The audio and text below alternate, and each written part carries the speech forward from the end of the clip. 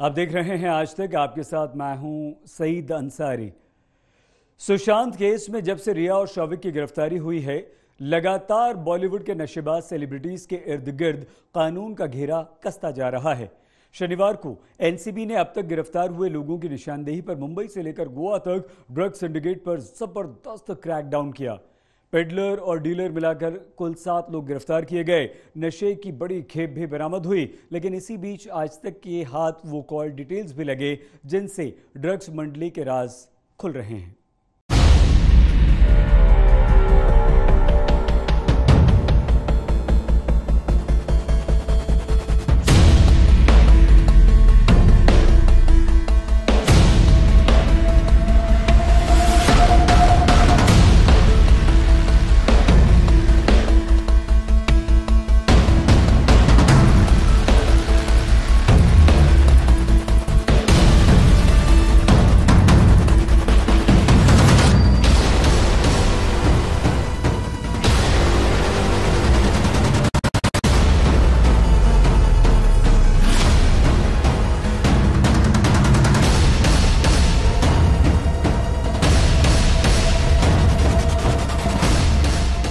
Sushant case में drugs angle case सामने आने के बाद से ही सफेद पाउडर के काले धंधे से जुड़े लोगों की नींद उड़ गई थी, और जिसकी वजह से ये नींद उड़ी थी, शनिवार को वही हो गया।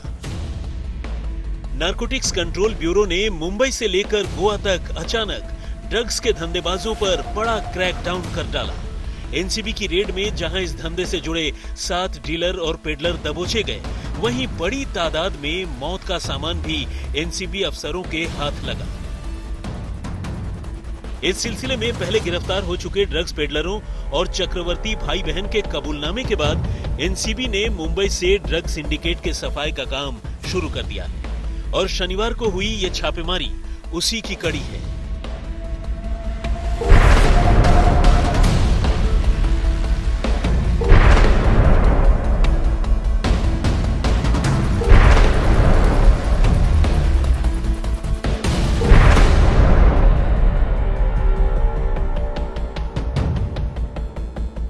एनसीबी ने इस रेड की पहले से ही व्यापक तैयारी कर रखी थी। इसके लिए कई टीमें बनाई गई थी। यहां तक कि मुंबई से 586 किलोमीटर दूर गोवा में भी एक ही साथ ड्रग्स के धंधेबाजों पर दबिश की तैयारी थी, ताकि किसी को संभलने का मौका ही न मिले। अपने इस मिशन में एनसीबी काफी हद तक कामयाब भी रही। सब कुछ इतने खुफिया तरीके से हुआ कि किसी को छापेमारी की कानो कान खबर तक नहीं हुई, और शनिवार का दिन चढ़ते चढ़ते मुंबई में ड्रग्स के सबसे बदनाम डीलरों में से एक करमजीत उर्फ केजे समेत कुल 7 धंधेबाज पकड़ लिए गए। एनसीबी की टीम ने इनके पास से marijuana, बर्ड्स, वीड और कोकीन समेत कई तरह के हाई एंड ड्रग्स बरामद किए। असल में एनफोर्समेंट डायरेक्टरेट के फोन क्लोनिंग के बाद जैसे ही रिया और शौविक के ड्रग चैट सामने आए, एनसीबी इस मामले में सक्रिय हो गई। उसने ड्रग्स बेचने के इल्जाम में अब्दुल बासित परिहार और जैद विल्तारा को धर दबोचा था। इन्हीं दोनों की निशानदेही पर तीसरे ड्रग पेडलर कैजान इब्राहिम की भी गिरफ्तारी हुई, जो शौविक और रिया को ड्रग सप्लाई किया करते थे। लेकिन इसी कैजान इब्राहिम ने पूछताछ में एक ऐसे ड्रग डीलर का नाम खोल दिया जिसका मुंबई से लेकर गोवा तक नशे के इस काले साम्राज्य में अच्छा खासा दखल था, और ये नाम था अनुज केसवानी का। जी हाँ, अनुज केसवानी इस धंधे की वो कड़ी है जिसे लोग बड़ी मछली के तौर पर जानते हैं। और जैसे ही केसवानी को पकड़ा गया, ड्रग्स के धंधे से जुड़े कई और चेहरों के बारे में एनसीबी को जानकारी मिलने लगी, और इसी जानकारी की बिना पर शनिवार को एनसीबी करमजीत उर्फ केजे तक पहुंचने में कामयाब रही। नारकोटिक्स कंट्रोल ब्यूरो ने अनुज केसवानी नाम के एक ड्रग पेडलर को गिरफ्तार किया था।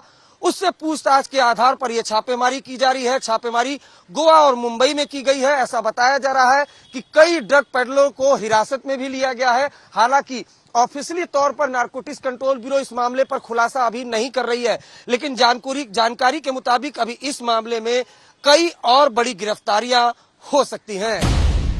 करमजीत उर्फ केजे ही वो शख्स है जिसका नाम शौविक चक्रवर्ती से पूछताछ में सामने आया था। दूसरे कई धंधों की तरह मुंबई में भी ड्रग्स के धंधेबाजों ने अपने अपने इलाके बांट रखे हैं और अब तक की जानकारी के मुताबिक केजे मुंबई के कैप्री हाइट्स और लिटिल हाइट्स जैसे अपार्टमेंट्स और आसपास के रिहायशी इलाकों में ड्रग्स की सप्लाई किया करता था। केजे और उसके लोग सुशांत के हाउस मैनेजर सैमुअल मिरांडा के साथ साथ रिया के भाई शौविक को भी ड्रग्स की सप्लाई किया करते थे और ड्रग्स की एक खेप बाद में सुशांत तक पहुंचाई जाती थी। रिया, शौविक और मिरांडा इस चेन का खुलासा पहले ही एनसीबी अफसरों के सामने कर चुके हैं।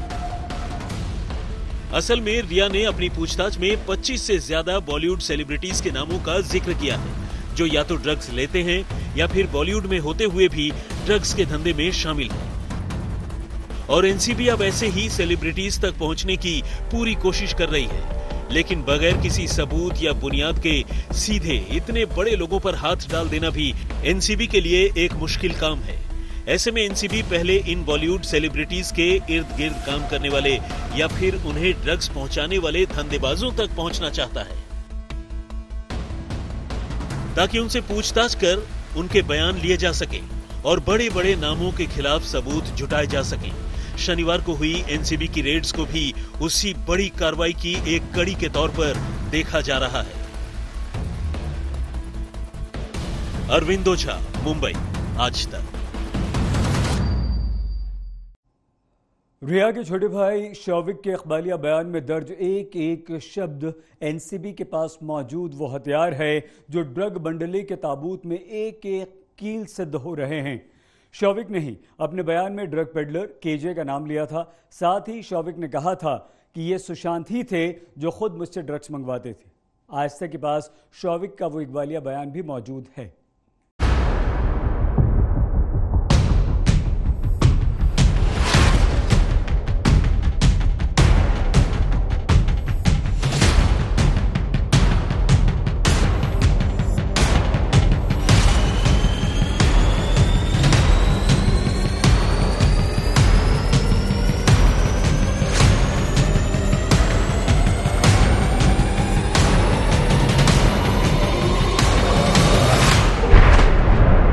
आज तक के पास शौविक का बयान।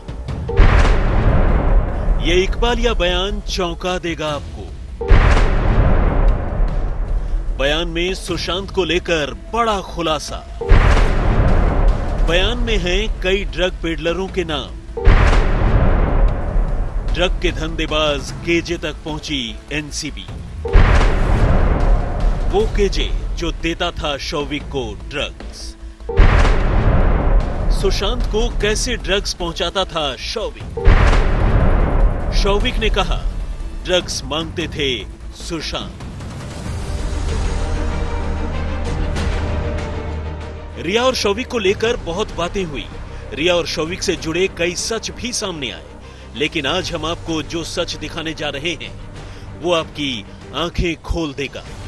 रिया और सुशांत के रिश्तों से लेकर शौविक और सुशांत के रिश्तों का वो सच जो अब तक आपके लिए अनजाना था, क्योंकि आज तक के पास है नारकोटिक्स कंट्रोल ब्यूरो को दिया गया शौविक का वो इकबालिया बयान, जिसमें शौविक ने ड्रग्स की खरीद फरोख्त को लेकर सिर्फ अपना गुनाह ही नहीं कबूला, बल्कि जिसके एक एक हर्फ ने सुशांत और उसके इर्द गिर्द चलने वाले ड्रग सिंडिकेट की एक एक सच्चाई उजागर कर दी। एनडीपीएस एक्ट की धारा 67 के तहत ये बयान सिर्फ शौविक ने जांच अधिकारी के सामने ही नहीं दिया, बल्कि इंग्लिश की टाइपिंग जानने की वजह से उसने खुद अपने हाथों से एनसीबी के दफ्तर में कंप्यूटर पर बैठकर इस बयान को टाइप किया।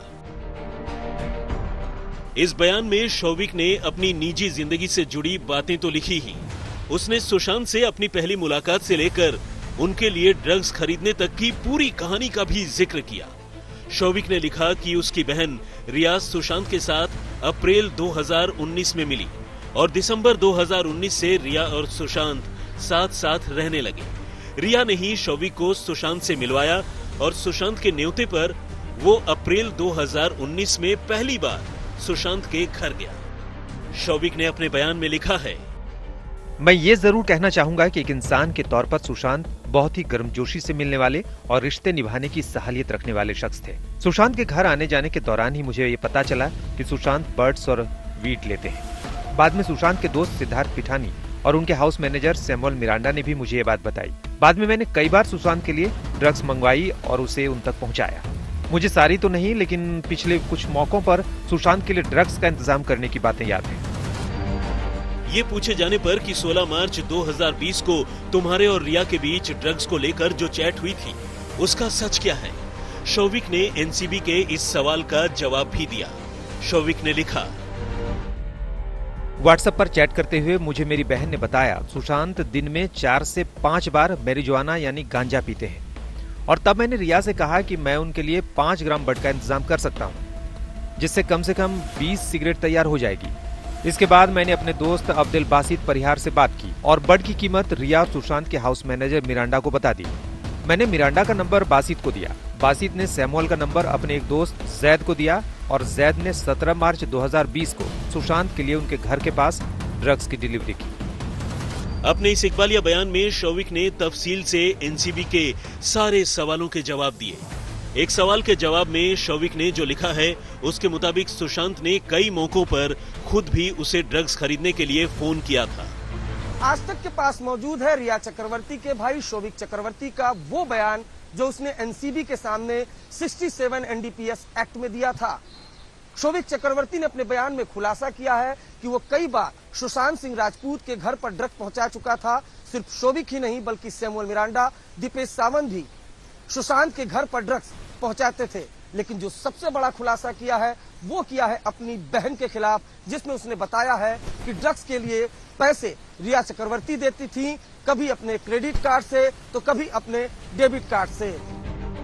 ड्रग्स के पैसों के बारे में पूछे जाने पर शौविक ने अपने जवाब में लिखा है कि उसने खुद तो कभी ड्रग्स के लिए पैसे नहीं दिए और न ही कभी ड्रग्स के पैसे लिए, लेकिन हाँ, उसे एक ऐसा मौका जरूर याद है जब रिया ने अपने क्रेडिट कार्ड से सुशांत के लिए ड्रग्स के पैसे दिए थे। बहरहाल अब शौविक का यही इकबालिया बयान खुद शौविक के साथ साथ रिया, मिरांडा और दीपेश सावंत समेत कई लोगों के लिए गले की फांस बन गया है। अरविंद ओझा, मुंबई, आज तक। रिया की ड्रग मंडली और ड्रग तस्करों के बीच होने वाली बातचीत को लेकर बेहद चौंकाने वाली जानकारी सामने आई है। आज तक के हाथ लगी कॉल डिटेल्स से ये पता चलता है कि सुशांत का हाउस मैनेजर मिरांडा असल में सुशांत का ड्रग्स मैनेजर बन गया था। ड्रग पेडलर्स की सीडीआर में सैमुअल का नंबर कई बार आया और उसने कई घंटों तक नशे के इन सौदागरों से बातचीत की है।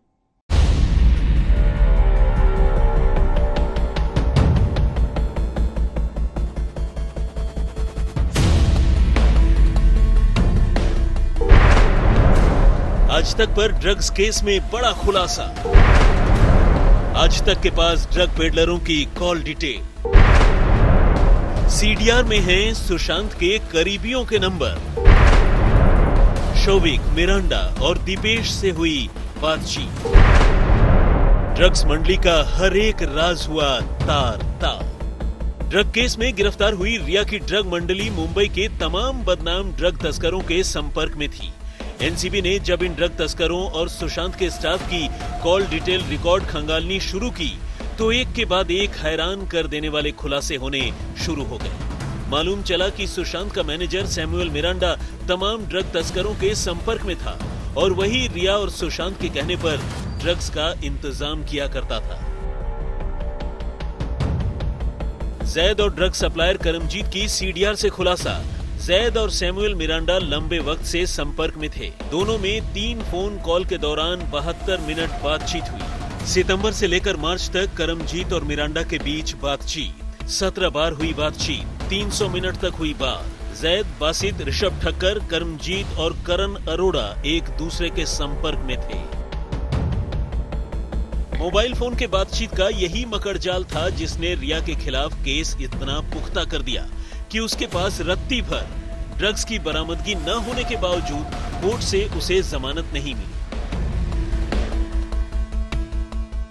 सुशांत के स्टाफ और ड्रग तस्करों के इसी सीडीआर की जांच के बाद ही एनसीबी ने मुंबई और गोवा में ड्रग तस्करों के अलग अलग ठिकानों पर छापेमारी की है। इस सीडीआर से निकला गिरफ्तारी का जिन केवल यही रुकने वाला नहीं है, बल्कि आने वाले वक्त में और भी लोग एनसीबी के शिकंजे में आएंगे। अरविंद ओझा, मुंबई, आज तक।